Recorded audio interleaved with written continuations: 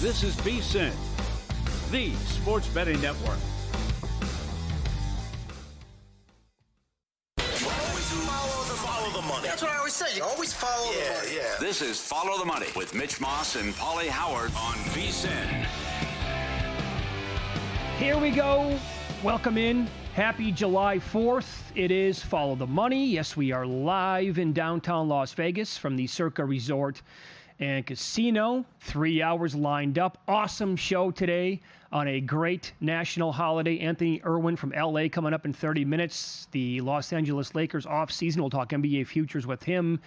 VSiN host Scott Seidenberg on NFL futures. Steve Wiss on the CONCACAF Gold Cup, USA and Mexico on Sunday. Wilbo from here at Circa. We'll talk about the best spot you could ever have your fantasy football draft. And Matt Baskersion here on July 4th talking about today's Major League Baseball card, at least the card that we have coming up tonight. Paulie, happy 4th, buddy. I have not whacked down a dog yet today. I will tonight. Have you? No. I'll throw at you what do you want to go with the dog tonight as well. Or do you concur? But I had a big breakfast, so I did not have a dog today. Saw Wilbo running around. He's got a suit on as well. He's got a suit on July 4th. Big Balls had the suit on. Incredible. And it was incredible what transpired earlier today. I was shocked with what happened with the women. Well, that's an all-time stunner. Yeah. I mean, we had George Shea on, who, we're talking about him being the best hype man of all time, the guy who does Major League Eating. He's the announcer for the Nathan's Hot Dog Contest. And he's like, if you think Miki Sudo's going to show up just to, whack down 44, 45 dogs, you have no, that's not she's going to come here to beat her record. She's going to come here to whack down 50-plus yet again. Yeah. And never came close to it. No, wasn't pushed either. But the gal in second place had 22. So she was struggling at the end. And just like you said afterwards, just get the win and move on. But I thought that was wrong the first time I saw it. To see 33 hot dogs after she had 51 last year. And then you go back and watch it, and she was struggling at the end, and it was hot and humid. And she talked about the temperatures, and maybe something was wrong with the buns. But I can't believe her performance. She wins, but no sweat there, no sweat with Chestnut. But if you told me that Sudo was going to eat 33 hot dogs, I absolutely would have bet on other women to win it. Yeah, right. And then There's no no one comes question. close. Sure. Yeah, that was the shocker. Right.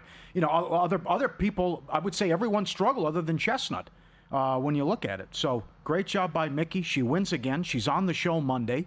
And now the fun part is every time we talk to her, it's about previewing and how do you feel and what do you think you're going to do. Now it's the recap. And it's also how does the body feel? And how do you go from 51 to 33? That too, right? And I know her husband was involved as well with Nick. And she says, I don't want to be anywhere near the guy for the next couple days. So how you unwind and what it's like for the body and probably different. But she has got an incredible resume. As George mentioned yesterday, 109 hard-boiled eggs in 8 minutes, 71 Twinkies in 6 minutes. How did she do this? 8 pounds of turkey at Foxwoods in 10 minutes. Well, I don't know how they do any of them. Yeah, right. How did Joey Chestnut eat 14 and a half burritos in 10 minutes? Another good call. I think he did that last year. Yeah, you're right. I think it was before a ball game or something. 13 pumpkin pies in 8 minutes, 76 tamales, and 1.5 gallons of chili in 6 minutes. She is the GOAT, and she's on Monday. Good for her. So I'm also watching Joey live today. Yep. And now there's so much to talk about with this guy, right? How good he is coming back, did not participate last year. They had the conflict, and nobody's even close to him.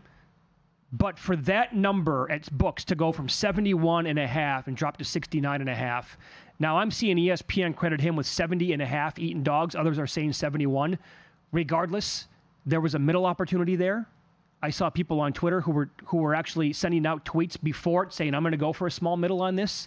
I am under 71.5. Now I'm going to play back on 69.5. And it landed there. So he came a little bit short of his all-time record of 76 a few years ago. But if you watch that event today, in the first 5 minutes, that's a LeBron James triple-double in an NBA Finals game when they absolutely have to have it. That's an all-out blitzkrieg in the first 10 minutes of a basketball game from a team putting on a full-court press and going bombs away from three, and you look up, it's 38-11. Like, what the hell happened? He had 5 minutes in he was well past 40 hot dogs already. Yeah. I'm like, this is not sustainable. But my God, there's a path here where he could touch 75, 80 hot dogs, and then he was never pushed. And that's big though. That was key as well. I think so. Not pushed, and what he went by 26 hot dogs. Right. I mean, that's so. Until somebody else in the field on the men's side shows that they can get to mid 50s and possibly touch 60, how many years before this guy's going to actually lose the event? Oh, 1800 seemed like a gift. It does every year. As high as 2,000. But you're right. No one's even close to the guy. He's lapping the field, Paul. Yeah. It's a sure thing. Other than the one fluke he had against Stoney. Other than that, it hasn't been a problem. And it's just his dominance continues to grow. And these guys can't even come close to him. That's the thing, right? He's getting stronger. He is separating himself from the field. Yeah. That's like if Scotty Scheffler goes out at the Open Championship next week and he shoots a 13 under par for the entire tournament, and the next closest guy is even. You're like, what the hell is this? Yeah. Now, how about the landing spot, though? Congrats if you middled it, but to think it's going to come and land in that spot. And this is still, a lot of people love this and get into it, but to go from 71.5 to 69.5 and it falls in the middle, that's incredible. But I think, by the way, back to what we always talk about, if a spread's 1.5 or 2 in a basketball game, if you want the favorite, take the money line because you'll be stunned how many times the game falls 1 and 2. But this is crazy how that landed. Sure, and I'm willing to bet that the reason why there was a move late before the men's side started is because how the women struggled. Right? When Mickey's total is, 44.5? Yeah. And she goes with 33 and she wins it and nobody's really even that close to her, I think people are like, okay, there's something going on today. The weather conditions are not ideal. Either that or else they're not. The dogs are not consistently hot enough, whatever the story might be. And by the way, Joey was off last year. In the previous 2 years, he ate in the 60s, although those were extenuating circumstances. That's probably why some of the money came in on the under. But again, that landing spot's incredible for him to actually gobble down that many. If this guy wants to eat hot dogs for the next 15 years competitively, this is the ultimate. I need to see it to believe it from somebody else before he's going to lose. Right. And his performance last year was unbelievable, too, which they did on Netflix, and he destroyed Kobayashi, the performance he put on. So he's just an all-time great. Did you see? Fantastic athlete. Good for him. Yep. Did you see like a spread, like a hot dog spread at all? Was it? I think I saw 20.5. Was that right? I thought I said it on air at DK. He was laying 20.5 hot dogs? I believe so. I missed that one. I thought that's what I saw. Okay. Well, the funny thing is, like, they're matching him, by the way, in the first couple of minutes. He's at 20. The closest competitors are around like 15. And then it's just like, okay, guys, this was fun. Now here comes the afterburners. And in the next 2.5 minutes, he's more than 40. And nobody else has like more than 22. Yeah. Well, maybe his most impressive belt when you think about what the others I don't disagree. Did. He's the only guy who had a strong performance. So the conditions certainly were an issue. And Mickey can comment on that too Monday. I just think that there's a really good chance here where he is the outlier of like all mankind, where he's the one guy that can do this every single year, and we're never going to see another guy. Like, there's no 19-year-old kid or 22-year-old phenom that can touch 60 at this point. Yeah, but I don't know who aspires to do that, though. I mean, that's interesting. That's a good discussion. Like, even from the female standpoint about who grows up to be a competitive eater. I mean, who realizes it early? Hey, I can do this. I can eat. I can go to the buffets and sit there for an hour, no problem, and knock all these plates down. But that's something where I don't know what. At one point, you say I can make money doing this, and maybe I have something here, because I got to imagine what it's like with training, and then how you feel afterwards. Like Mickey's husband said, think of the normal person, and it's regular, but then it's just a lot more. What we go through in terms of the bathroom the next 3 days. But I can't imagine what that's like. Well, I'm a little bit out of my element bringing this up. I wonder, and there has to be, and if, by the way, for those of you listening or watching the show today, again, happy July 4th, if you're aware of this, like, there's got to be some sort of market where influencers do this kind of thing, right? They do everything. Like, there are popular influencers for, like, any walk of life that you can think of. So I'm just wondering out loud, like right now, is there anybody who's a superstar on Instagram that we've never seen before, like in the competitive eating like venue? That younger demographic also was like into their looks, and that's the other thing too. Yeah, they don't drink, they don't like to gamble, right, they have no idea what they're missing out on. Yeah, but things have changed since COVID. But we were the home of buffets. I hated how I felt after a buffet. I wouldn't even go to them. Yeah, but you feel terrible afterwards. Sure. Oh, I overdid it. I can't do anything. Can't move for 2 days. Food coma, right? And then what these guys are doing and putting their body through. Right. Hey, I had 4 plates last night. Uh-huh. Now I don't have to eat again until Thursday. Mm-hmm. That was fun. Yeah. I absolutely hate myself. Who knows? Mickey they have a kid. They have a son. Oh. I mean, maybe he's going to be the next boy wonder. Could be, yes. Be a good question for him Monday.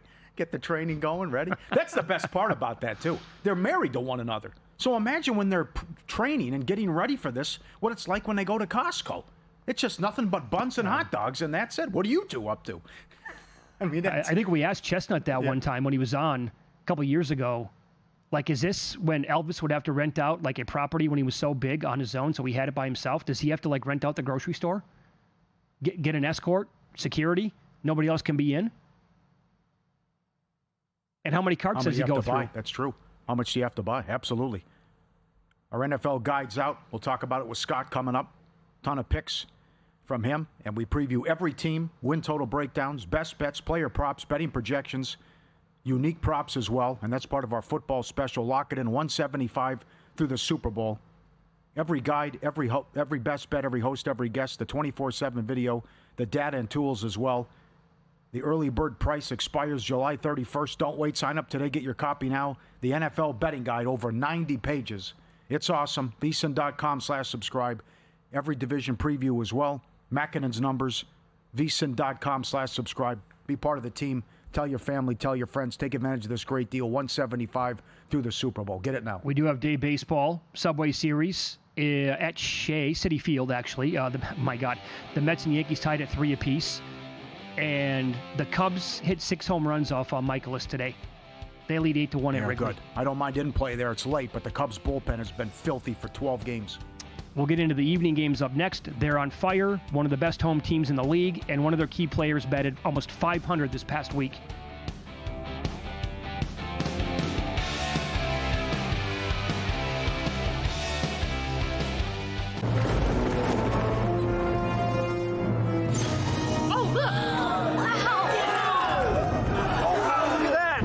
What's the guarantee?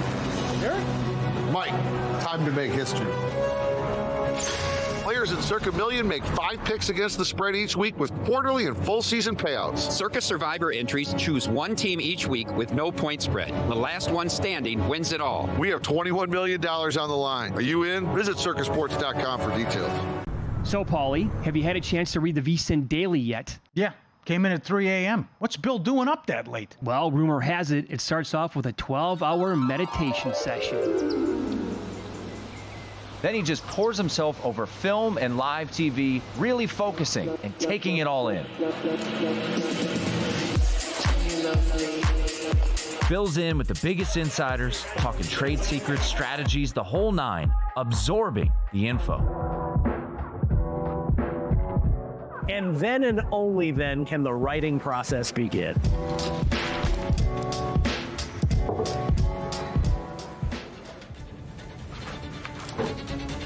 In Las Vegas, Bill's late night becomes your early morning. Wake up to the very latest betting insights in your inbox with the VSiN Daily.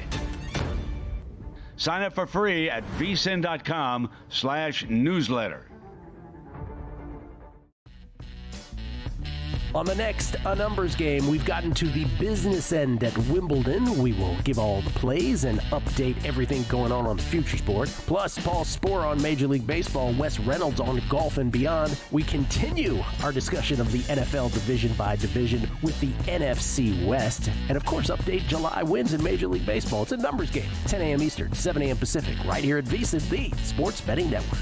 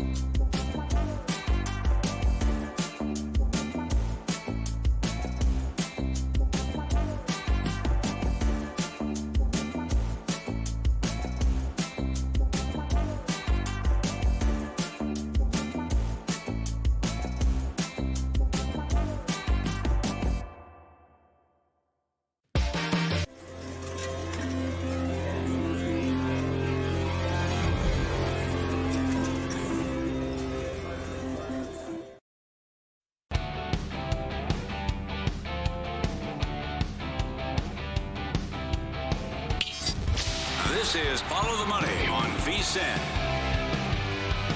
Thanks to Luke. Great job here, producer of this show.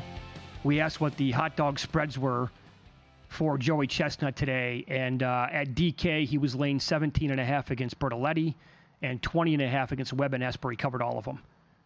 And I'm seeing this on X right now. You can always tweet the show at VSiN Live, at Mitch Moss Radio, at Paulie Howard. James said his local was 14.5. Wow. That's an auto play. Oh, wow. Right? Crushed it.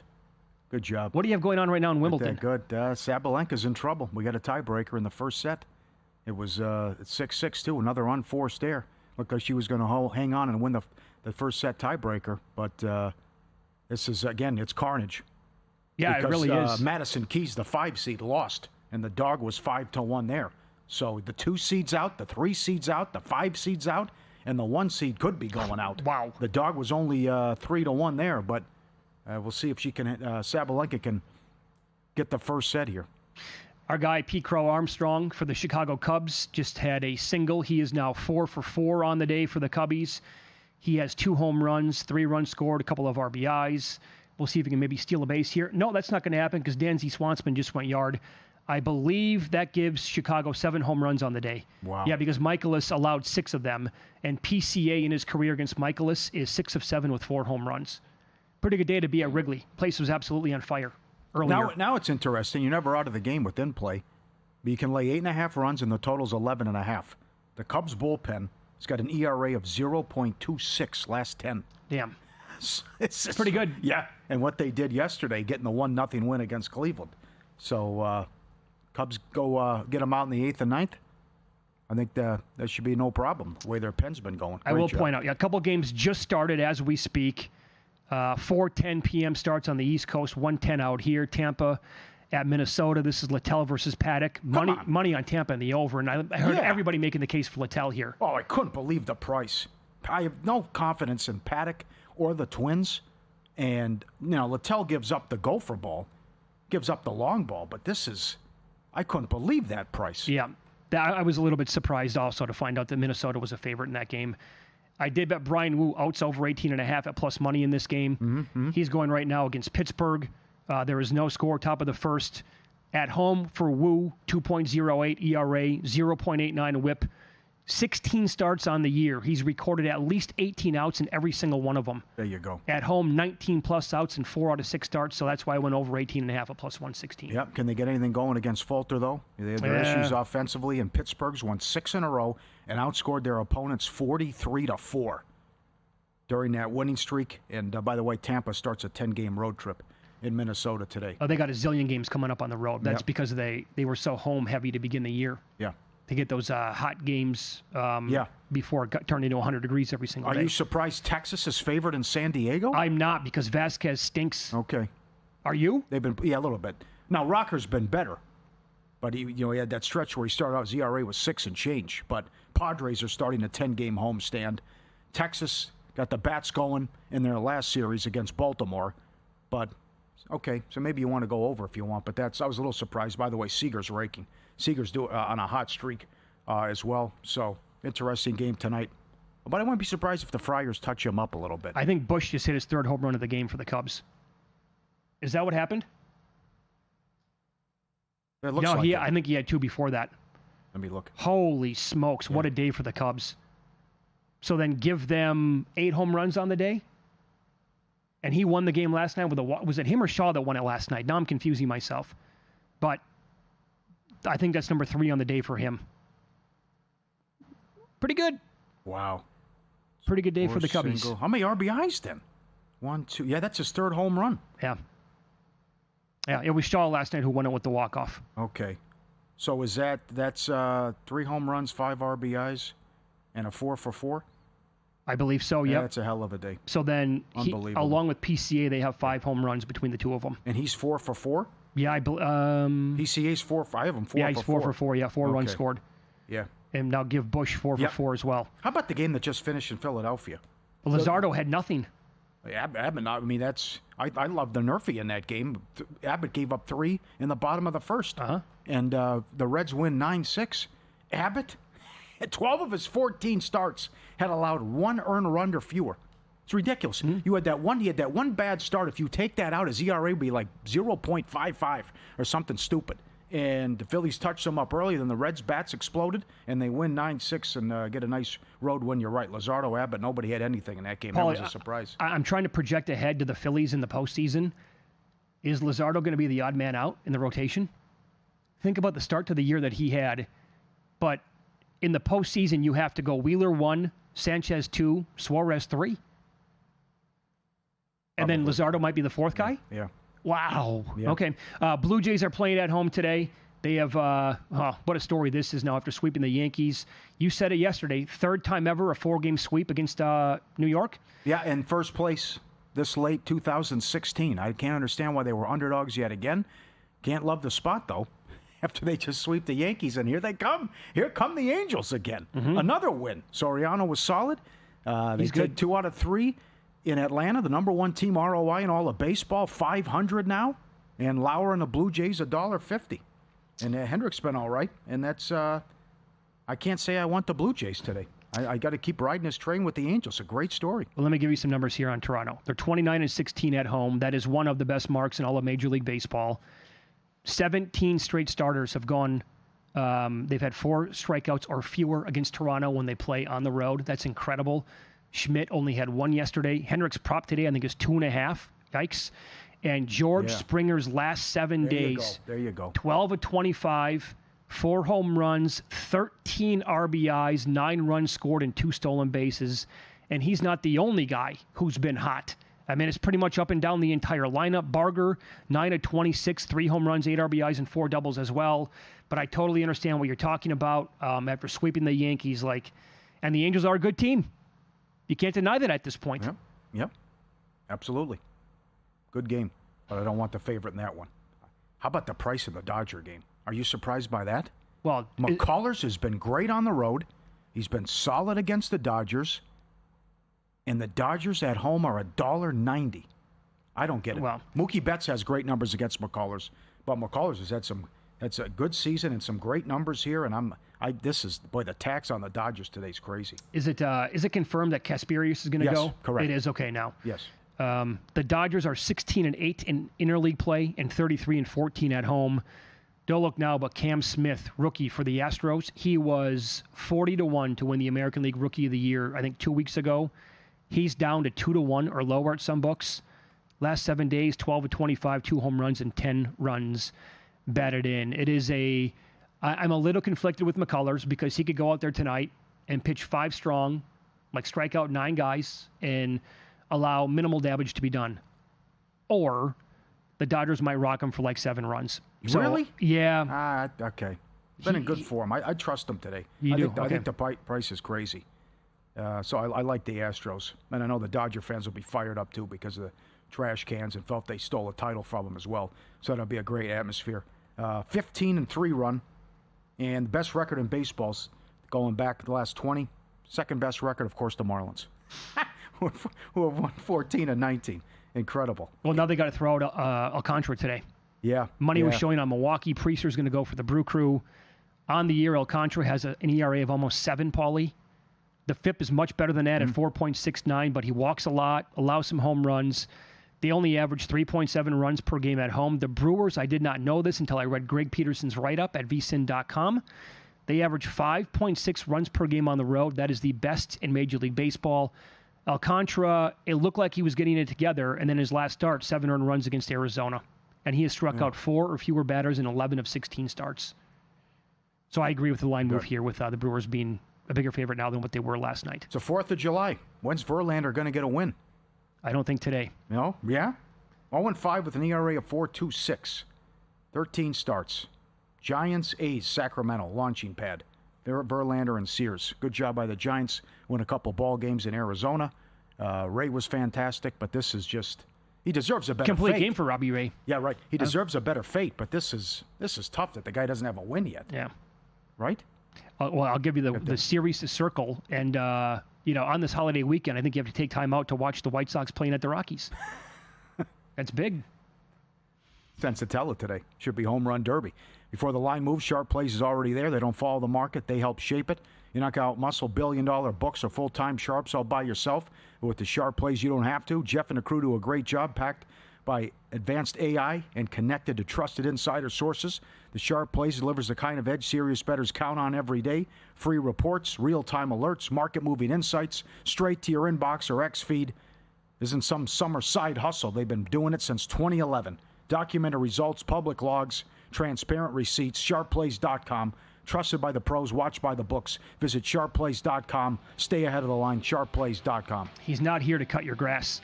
Up next, we'll discuss the NBA. Anthony Irwin's going to join the program, covers the Lakers. What else do they have planned?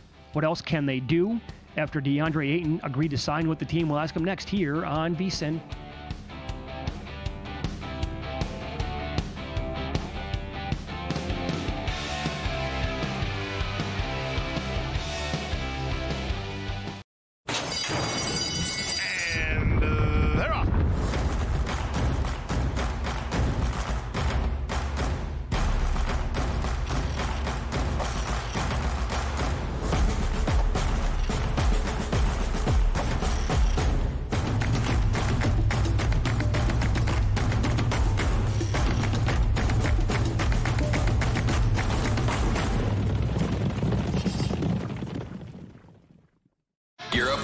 Season the sharp way with a VSiN Pro subscription.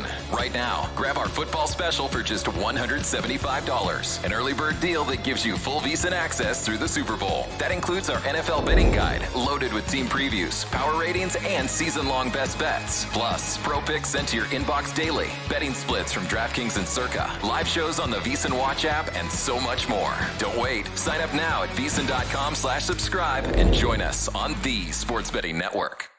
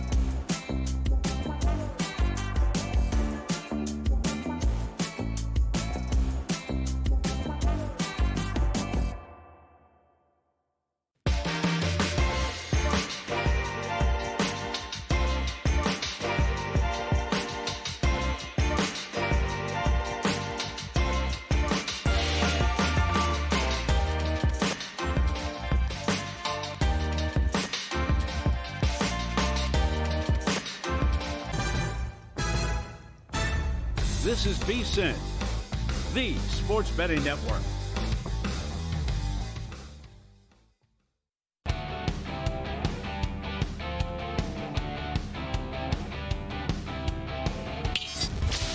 This is Follow the Money on VSiN.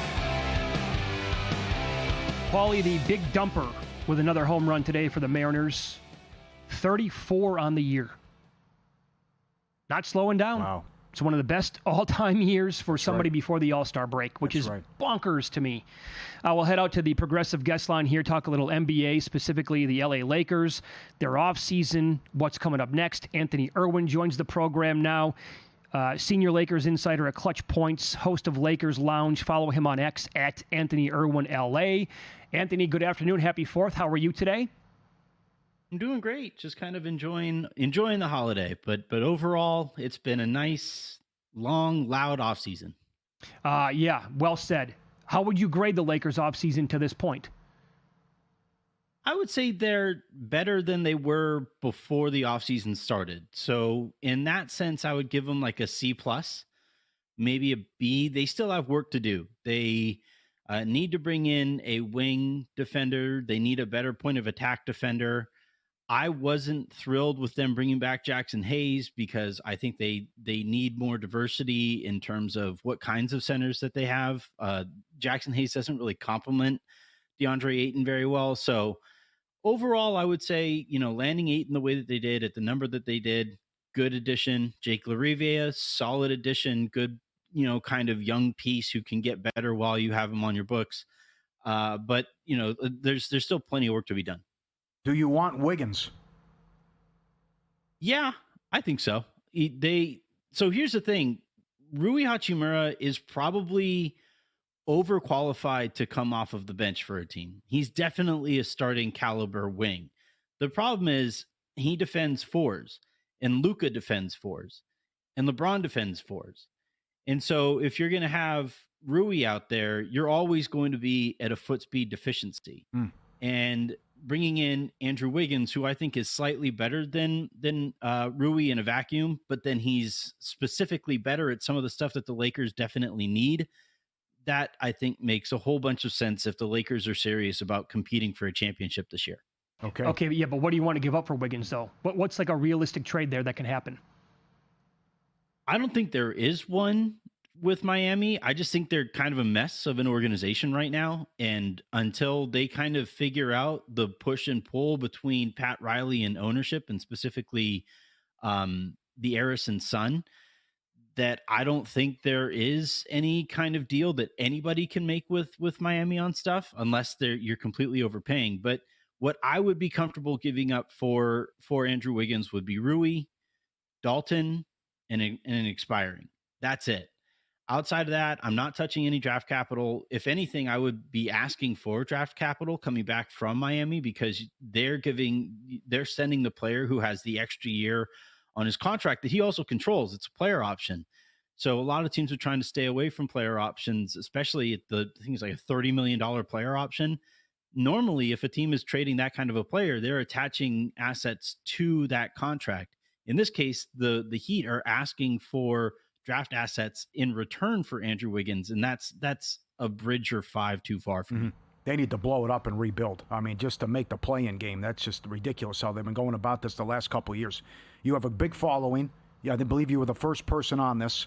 Take us through why you think Pelinka made a big mistake and what you reported on with Finney Smith, and also what Laker fans think of Pelinka. Yeah, so the details on this, essentially, it got back to Dorian Finney-Smith's camp that Pelinka was having conversations about his ankle, his surgically repaired ankle, while the Lakers were negotiating with Smith for his next deal. And Pelinka had conversations with other teams, plural, about Finney-Smith's ankle. Obviously, it's difficult to assign motive here. If you're Finney-Smith, you're going to think that Rob did that to bring your market down. If you're Rob Pelinka, you might have just overshared in a conversation with another GM.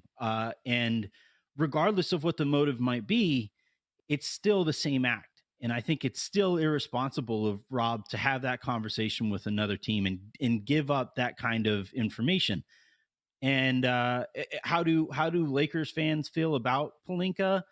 He's a roller coaster. At one turn, he's trading for Russell Westbrook. At another, he's trading for Luka Doncic. He's he just I think he kind of grades out in general to about a C. But the problem is it's what happens when it weighed out an A and an F. it would be a lot easier, I think, to root for Rob Pelinka teams if it was kind of more of a steadier C that got you there, or ideally, and what the hope is with Mark Walter and Guggenheim buying the Lakers is eventually they'll give him more resources to work with so that floor isn't an F. It'll be more of a C, so that the A and the C weighed out to a B, and he's above average executive. Very good. It's Follow the Money here on VSiN, the Sports Betting Network. Our guest, Anthony Irwin, senior Lakers insider at Clutch Points, host of Lakers Lounge. Follow him on X at Anthony Irwin LA. There are reports out there suggesting that the Suns could buy out Bradley Beal. If that happens, do you think the Lakers will go after him? They'll kick the tires. They don't really have anything to work with, though. They used all of their mid-level exception money, and from what I've seen, I think Bradley Beal is going to have to take upwards of $14 million less than he is owed from the Suns. So I would imagine he'd be looking to recoup that amount of money, and I think some team out there would be willing to allow him to recoup more of that money than the Lakers can allow him to recoup. The most, I guess, they can offer the veteran minimum. They have their biannual exception, which is for about $5 million. So then Bradley Beal is out $9 million, and this is the same guy who has been reluctant to even part with his no trade clause. Yep. So I don't see a fit there financially. People in Phoenix say it won't work. People in Portland think it will. Do you think Ayton will be a good fit and we'll get a guy who's going to buy in and play hard, knowing that a team just bought him out and other teams have passed on him? If this will work with Ayton and he can become the Lakers, be a top 4 seed in the West, how do you see this working out?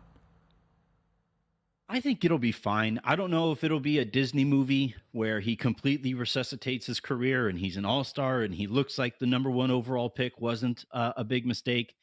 I wouldn't go that far, but I also don't think it'll be a disaster either. I think it'll be fine, which isn't exactly exciting radio, so my apologies.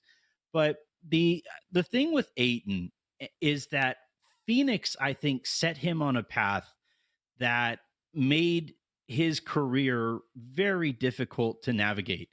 First off, Robert Sarver, the Phoenix Suns, they told him, hey, if you do all of the little things, you set good, hard screens, you roll hard to the basket, you defend well, you defend the rim, you block shots, you rebound, you do all of those things, and you do it at a high level for us, we will give you whatever extension or contract that you're looking for.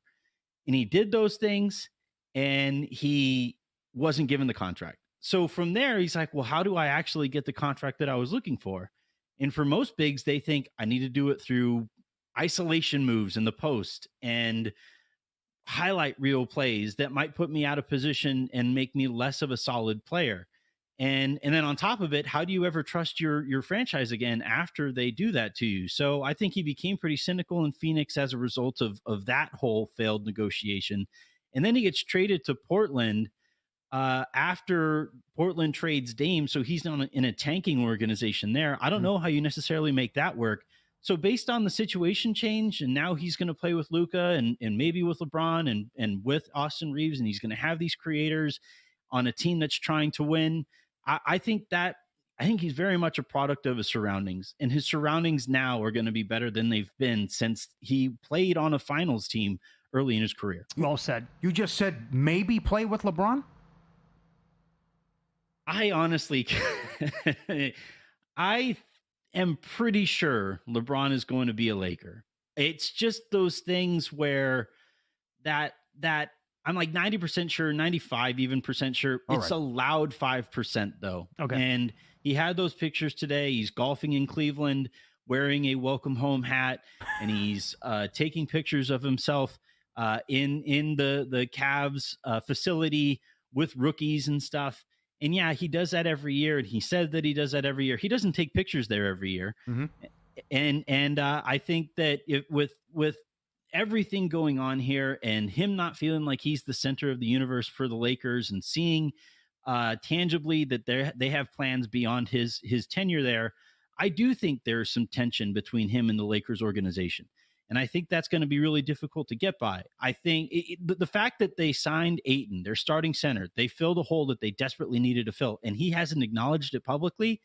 That's not normal for LeBron. So I'm pretty sure, I'm like 95% sure he's back with the Lakers, but it's a loud 5 to 10% chance that he is. Okay.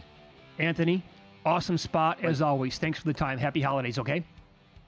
Hey, thanks for having me, guys. Thank you. Happy holiday, that is. That's Anthony Irwin, Clutch Points, Lakers Lounge host as well. Win, lose up next. I'll give you some more insight on the big, beautiful bill from one of the best professional gamblers we've ever had on the show next.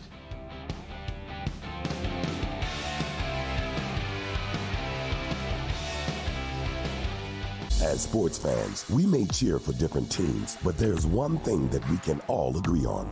We want the game to be big. And with 3 levels, 30 cabanas, a 143-foot screen, 6 clean pools, and endless cold drinks, it doesn't get any bigger or any better than Stadium Swim in Las Vegas. All sports, all seasons. It's more than a pool deck. Stadium Swim is the only thing like it in the world. Your favorite VSiN shows and personalities are now available to download as podcasts. Catch every hour of our live broadcast with VSiN Best Bets, or find your go-to show and download it directly. Get instant reactions to last night's games, sharp analysis on today's biggest matchups, and everything in between. Whether you're commuting, working out, or just catching up, VSiN lets you take the action with you wherever and whenever you want. Search VSiN on your favorite podcast platform and get in on the action with VSiN, the sports betting network.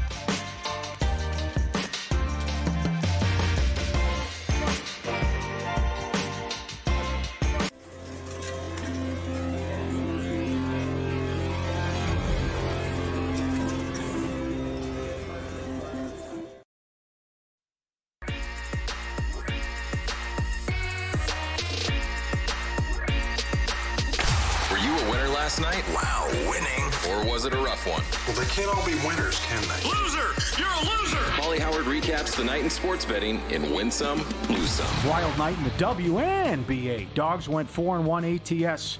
Fever plus 170. What an abomination. The Aces from 1.5 up to 5. Routed. Never in the game. Wilson outscored the rest of the team. Yeah, it got worse as the game went on, obviously. True, yeah. Absolutely. Never made a run. No Clark, down big at half, never made a run. What a joke. Wings plus 450 on the money line. Get it done. And the Sparks from 12.5 to 10. They lost by 10. The money was right there. They had a big lead against the Liberty. And then the one we talked about as well, I should have had the Lynx bounce back. After getting humiliated Tuesday at home, they were laying a big number, but won by 17. The Nats plus 135 down to 115. Took out Detroit. Angels plus 135. Springer 5-1 to go deep. Profar did it again. 2 games back from the PED suspension. He's gone deep in both games. 9-1. Nimmo 7-1. I would suggest he pees in the cup again. Yeah, right. And Wood 4-1. Gim, first round leader, 50-1. Congrats if you had that one, like Ozzy. Madison Keys, the 5 seed, lost at Wimbledon. The dog there was 5-1. Sabalenka, the 1 seed's in trouble. She won the first set in the tiebreaker, down 4-2 in the second. And congrats to Sean Deeb. Hope to get him in studio soon. Last night, he won the $100,000 PLO tournament, his 7th bracelet. He takes home $2.9 million just for that win, and is now a number 1 in the Player of the Year rankings. Great job, Mr. Deeb. Subscribe, be part of the team. VSiN.com, our radio and podcast friends. You always want to see these tweets and videos. Look at, get the volume up here. Got the bone to the left, Mitch. Look at these guys going at it. You want a piece of me, huh? That's my bone. They're all little portly fellows, right? Staring off. You got the bone on the side. Come on with the owner. You know something's going to go on here. You got the bone off to the side, and then he wants the bone. His buddy wants the bone, and he gets the running start about talking trash and going at it. The pug on the left looks like one of those stuffed animals that runs on batteries. Like right here when he comes back at him. All right, yeah, slipping and sliding on the floor. Can't find get his bearings and everything. I love the stare down right away. Then they get nose to nose as well. You want a piece of me? That's my bone. Get away from me, buddy. What a pork chop. Yeah, that's yeah. It's hot out there. Stay hydrated. Yeah, look at this. You got the dog running behind the truck, drinking the water from the water tank. Isn't that something? And cooling off, I think, from it, too. That, too. Yeah, right. How smart is that? Great video for whoever captured that. That is well done. It keeps going and going, right? Yeah, cool off, get something to drink. I'm going to keep following the water tank. Well done. Smart. Well, we got a problem. Look at the toy snake. Look at him freaking out. Good-looking dogs here, too. Some big fellas as well. Got the toy snake in the kitchen. And slipping and sliding. It's real. What is that thing? Get away from me. What? They're all having a good time. They don't know whether to bite it, play with it, slap it. It's a good one. Keep them coming on Instagram at Paulie Does Vegas. Fever, 1.5 up to 5. Not even close. Mercury, 6 up to 12. They were down 20 in that game. That was not Fever, by the way. That was Aces. Oh, my fault. Sure. My fault. Yep, Aces. 1.5 up to 5. And Mercury from 6 up to 12. You had this yesterday. The Braves' first 5, a 1-7-1 run. Shut out again. And they never, yeah, right. Yeah, that's 4 runs now? In the last combined. 9. Yeah. Right? Yeah. Bad for the books. Chestnut, hot dogs consumed. 71.5 down to 69.5. Fell 70.5. And a bad beat earlier today. First 5 under. Boston and the Nats. It was 2-0 in the 5th. Boston erupted with a 7 spot. And blew out the Nats. Edge Boost, the first ever bank account built for bettors, ensuring all gambling transactions are approved. No usage fees, no minimums, earn cashback rewards, get paid for what you love doing, which is betting. Card never declined. Don't wait on that wire. 100% approval for all betting deposits. Sign up today. EdgeBoost.bet, code FTM. Deposit $25. Edge Boost will match it. EdgeBoost.bet. Okay, so I reached out to professional bettor Frank B. last night and today. He cannot come on the show, but he shared, he's so nice with his time. The length of the message that he sent me back could fill like 8 pages. And it was dynamite information. He's going to try to come on in the next month. Now, Frank B. lives in Mexico. Okay. So when he has told this story in the past, we have a new audience all the time. I will give you a refresher of what it's like to bet in Mexico compared to the United States. And the reason why I'm bringing this up is because I wanted him to see if he could come on and talk about the big, beautiful bill and how now every bettor is going to get taxed starting in 2026. In Mexico, it's not a yearly tax. It's daily.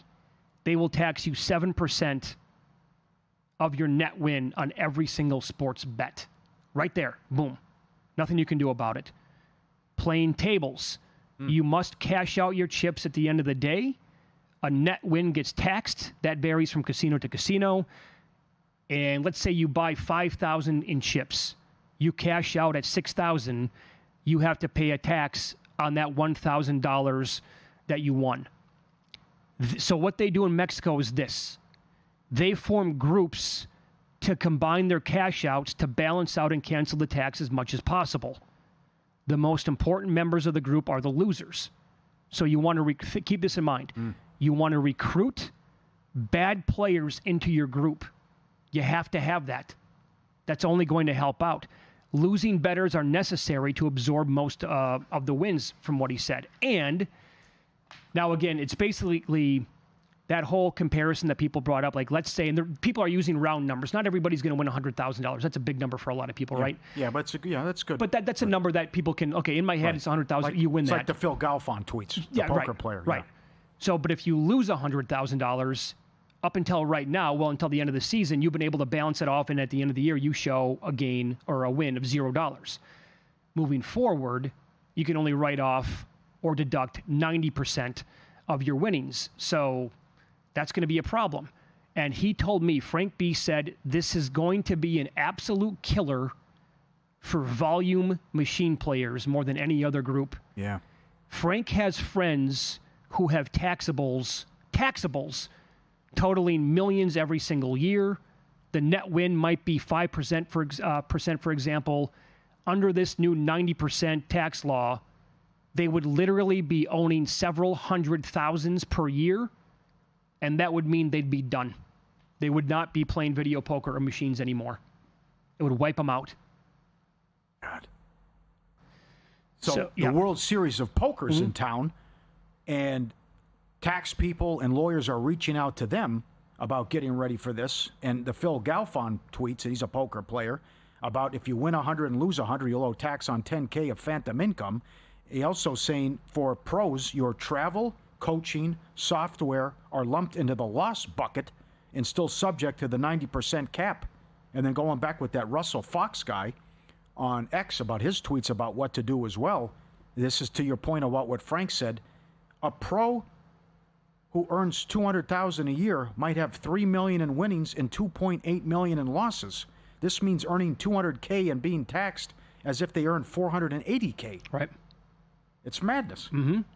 And certainly that's the poker perspective, and then no one's better than Frank B as well. But this is I saw this all over here with poker news and everything going on at the World Series. People reaching out about, hey, get ready for this. This is going to impact you big time, and also affects the pros, but also affects the people, recreational players as well. Sure. It's going to affect the people who, you might be listening to this show right now. You might be driving somewhere for the holiday weekend, and you work 40, 50, 60 hours per week, and you can tune into some spot like VSiN for 12 minutes at a time on a daily basis, maybe. And you're like, okay, I'm going to go fire some bets tonight. I like what they were talking about. And you can make 4 or 5 bets a night. Like, that's going to impact. If you do that like every single day, every week throughout the entire year, you're going to feel that at the end of the season. There's no way around it. Now, Derek did say this off the air, I believe, right? The jackpot threshold is going to go from, part of this bill is that it's going to go from $1,200 to $2,000. I thought that was Mike Palm, but okay. Okay. Yeah. But I think that was also in That's the bill. not high enough either. No, it's not, because Randy McKay came in the other day, professional bettor, and with the amount that he plays, he's explaining, like, on the machine that I go at, $5 denomination. Yeah, that's a 4 of a kind. It's a jet. It's stupid. I'm getting taxed on every single 4 of a kind. Yeah, this was put in the late 70s, I believe. It's asinine. Yeah. It's asinine. It should be $5,000 minimum, what it should be. Stupid. Common sense out the window. Yep. Laughable. Yeah, even 2,000, Paulie, is not enough. No, it should go higher than that. But that's, right. That's a simple 4 of a kind if you're playing $5 denomination. Right, absolutely. All right, bottom of the 6th they play. Well, it's a Subway Series. Yankees are on top of the Mets 5-3. 4 home runs for the Yankees. Dominguez has 2. Judge has 1 in this game. Soto, a home run for the Mets. Rays and Twins, no score. They go to the 4th.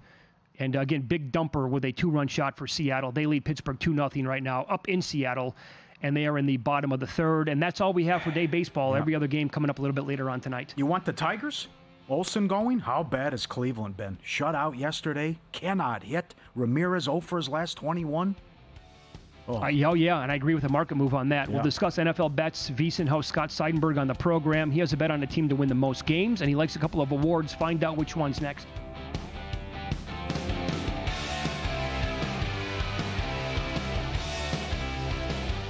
Introducing the $500 trifecta. Use your GBank Visa signature credit card within 3 months of a